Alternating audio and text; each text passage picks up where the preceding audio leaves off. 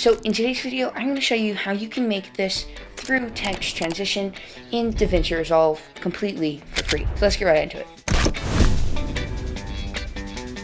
So once you're in DaVinci Resolve and you have your clip on your timeline, you're just going to come up to the effects page, titles, and then go ahead and drag down a text plus. So then you can put any words or anything you want in here and adjust the text however you want. Something that you're probably going to want to do is, because it's a through text transition, you're going to want some sort of solid letter like an O or a P or something like that, so you can mask and put the other clip in there. But we can configure the text however we want. So I'm just gonna go something simple like wow, and then maybe change the color to red, make it stand out a little bit, and make it just a bit bigger. And you can orient this however you want on the screen. So once you've done all of the things that you want to your text, now we have to make the actual zoom for it. So go ahead and move your playhead on your timeline to wherever you want the zoom to actually start. So for me, I'm gonna go about right here, and then come over here and press a keyframe on zoom, and then go as far forward as you'd like. I'm going to go to about 2 seconds, so then that will be a whole second. So now we're just going to zoom all the way until we get to somewhere about right here, and then we're going to adjust our anchor point. And this is so that it will actually zoom and look like it was already on this axis and go straight through the letter that we would like. So because I want it to go through the letter O, I'm going to adjust our anchor point right here so that that's centered, and then keep zooming in, then adjust it some more, and then keep zooming in, keep zooming in. So now it's fully off of the screen. So then if you want the zoom to look a little bit better, we can do an ease in and ease out.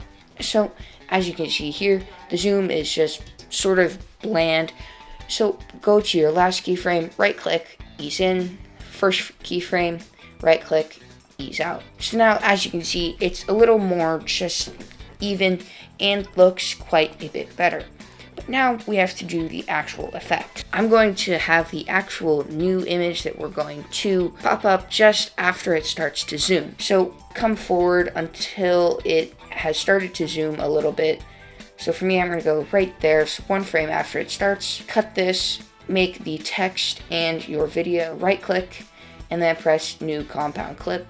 Great. So now that it's a compound clip, it's just all one thing, and we have to start masking. So go ahead and come to the start of your clip, go to the color page down here. So now we have our text and our clip and everything here.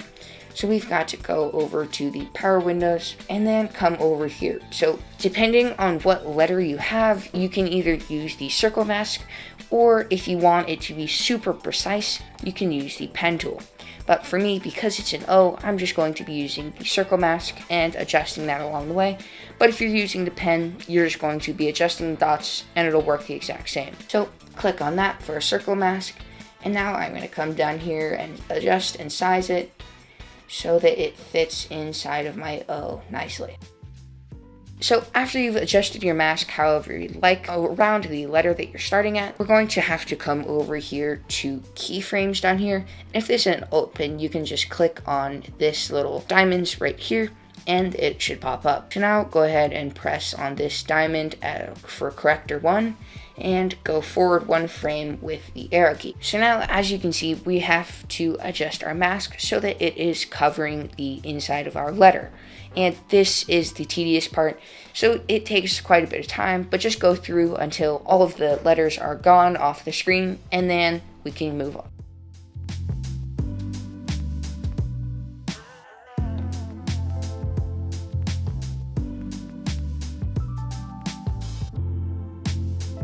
Okay, so my mask is not perfect by any means, but that is where you can come and make it as nice as you'd like and get it as precise as you'd like. So that's where you could use the pen tool and make it really perfect. So once you've finished your mask and you can see all the keyframes here, you can just play through it like that and make sure it all looks good. So now we're going to come up here into our nodes and right click and press add alpha output, and then drag from this little blue square over here to this alpha output, and just like that it is connected. So as you can see here, it has cut out everything except what we masked. So go ahead and come back over to your power window and click this little record button with a square around it, and that will invert the mask, so now it's cut out the letters right there. So this was totally my mistake, but make sure to invert your mask before so that you don't have to go through all of the keyframes like that. So now that you've done this, we can come back over to the edit page down here,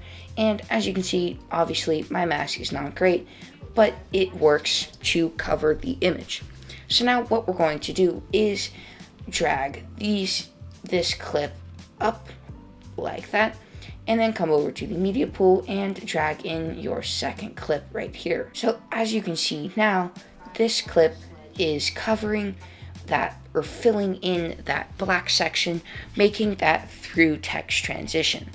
And to make this look just a little bit better, we can add a little fade on the clip under that is inside of the text. So as you can see here, it starts zooming and goes right into the clip like that and looks pretty good. But if you wanted to add to it a little bit, come back over to Effects, Video Transitions, and you could do something like a non-additive dissolve just to make it sort of blend in a little bit like that, and maybe move it over so that you can really see the transition better. And you can do anything else to the text or anything like that. Just make sure that you do it before you make a compound clip. So if this is helpful, go ahead and click on this video next, and I'll see you in the next one.